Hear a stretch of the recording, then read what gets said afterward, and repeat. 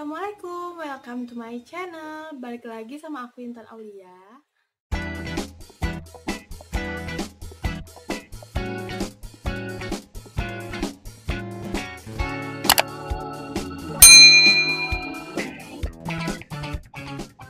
Ini aku mau kasih tahu kalian gimana caranya ngatur keuangan rumah tangga. Nah, kebetulan aku itu orangnya boros juga dan nggak bisa nabung awalnya.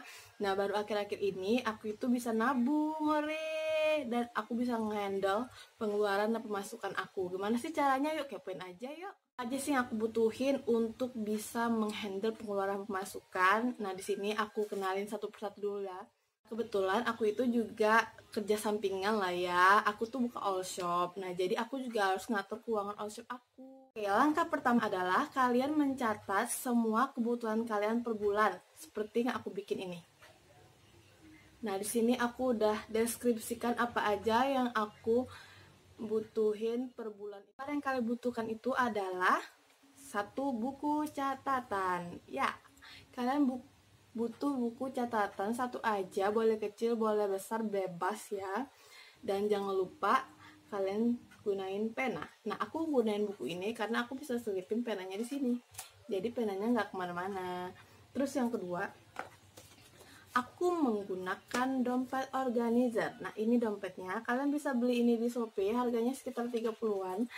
Menurut aku dompet ini bagus banget dan membantu banget buat kita ngatur keuangan rumah tangga kita. Nah, isinya tuh kayak gini. Tuh. Jadi kalian kalau nggak punya ini, kalian bisa pakai amplop ya. Tuh. Jadi aku tuh nama-namain pengeluarannya di sini. Nanti aku jelasin ya. Nah, ini adalah dompet organizer. Nah, yang ketiga adalah celengan. Yes, celengan ayam kali ya nih. Iya, ayam. Celengan ayam. Kalian butuh ini satu. Terus kalian butuh rekening, bebas rekening apa aja. Di sini aku BCA. Nanti aku jelasin kenapa aku pakai BCA. Oke? Oh ya, kalian butuh lembaran kayak gini. Nah, ini kalian selipin di masing-masing list yang udah kalian buat tadi. Tuh. Jadi, tiap apa aja yang keluar, misalnya nih, susu anakku itu kan budgetnya misalkan 400. Nah, kalau aku ambil 300 aku catat di sini, kalau aku ambil 100 aku catat di sini gitu. Sampailah semuanya kayak gitu. Jadi kalian nggak payah-payah salin di buku. Nah, terus kalau misalnya kalian nggak kesulitan buat cari-cari pena, kalian bisa selipin aja di belakang sini penanya gitu, kayak gini. Nih, kalian bisa selipin aja penanya di sini. Jadi tiap kalian mau catat, kalian nggak cari-cari pena lagi. Nah, udah. Terus selanjutnya, kalian butuh ini buat evaluasi. Jadi semuanya kan udah kalian catat nih di kertas-kertas yang kecil tadi. Di sini udah dicatat di sini. Nah, nanti di akhir kalian pindahin ke buku ini semuanya. Jadi kalian bisa nggak payah-payah tiap hari tuh buka buku, tiap hari buka buku, kan lempeng banget kan ya. Jadi kalian tinggal catat di sini aja gitu. Terus kalau udah kalian catat pengeluaran kalian per bulan apa aja sih, nah kalian butuh dompet ini. Terus kalian bikin kayak gini tuh. Nah, jadi misalnya nih, aku butuh susu anakku. Terus aku pengeluarannya pampers anakku, terus minyak suamiku, terus kuota aku dan suamiku. Nah, gitu aja. Terus aku saranin bikinnya itu pengeluarannya per detail ya, per detail. So, misalnya kayak pampers anak itu pisah, terus susu anak pisah, terus kuota suami, kuota istri, atau bisa digabung kalau misalnya sedikit. Terus apalagi ya, minyak, terus makanan, kebutuhan per bulannya apa. Terus nanti kalau misalnya duitnya berlebih, baru kalian buat kebutuhan tidak terduga. Nah, kayak aku gini, kalian taruh duitnya di kebutuhan tidak terduga. Nah, kalian sesuaiin aja. Misalkan kalau gaji suami kalian tuh 3 juta. Nah, kalian di sini butuh tak celengan untuk apa? Ini untuk nabung. Kenapa aku saranin nabung di sini? Karena kalian nggak mungkin ambil kan. Kalau kalian ambil, ini celengan pasti dibolongin. Nah, kalau kalian nabungnya itu di ATM atau di rekening, nah kalian pasti bisa gesek-gesek atau m-banking keluar masuk ya kan. Nah, jadi aku saranin misalnya gaji suami kalian 3 juta. Nah, kalian niatnya nabung tuh berapa sih sebulan? Misalnya nih 300 deh. Kalian sisihkan dulu duit tabungan kalian tuh 300. Lalu kalian masukin ke sini 300. Nah, selebihnya itu baru kalian masukin ke dalam pos-pos yang sudah kalian buat. Misalnya tadi seperti susu anak, pampers anak, itu kalian masukin semuanya sampailah semuanya udah masuk.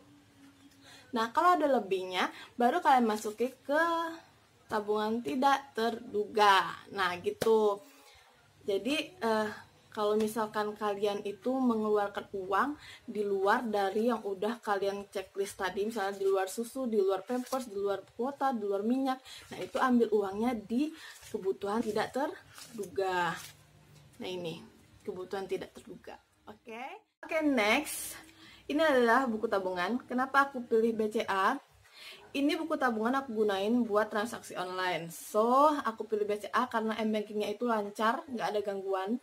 Jadi aku mau transfer ataupun aku terima transferan itu gampang. Jadi dana di rekening ini itu berasal dari gaji aku dan uang sisa dari tabungan.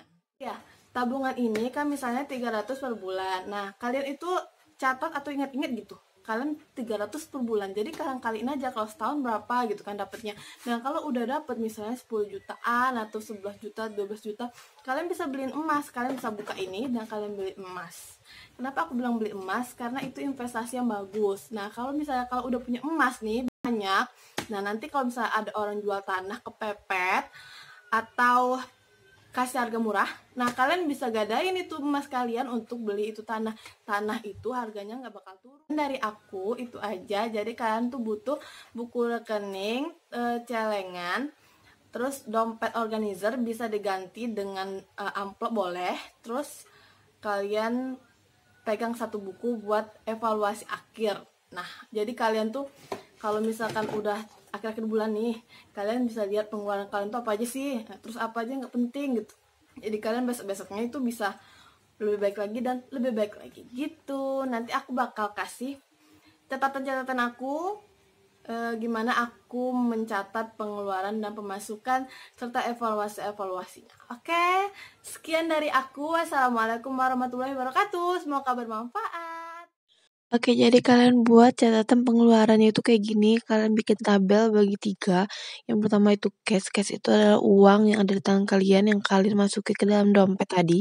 Yang ATM itu adalah uang yang ada di rekening kalian.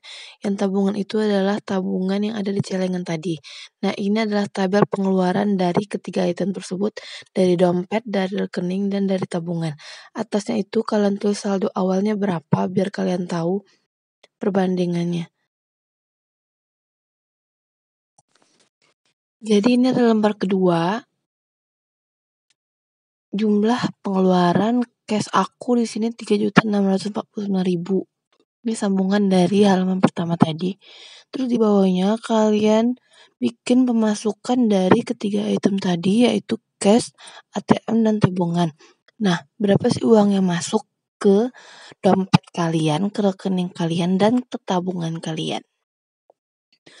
Nah, kalau udah di bawahnya itu kalian rekap keuntungan all shop kalian tuh berapa. Di bawahnya lagi itu ada rekap jumlah pemakaian per orang. Nah, jadi kita bisa lihat siapa yang pemakaiannya itu paling gede. Dan itu bisa dievaluasi nantinya. Nah, ini dibagi jadi 2, yang cash dan yang ATM. Terus di bawahnya baru kalian bikin analisis sisa pemakaian. Nah, di sini sisa dari uang di dompet aku 16.000 dan di ATM itu 1.700.000.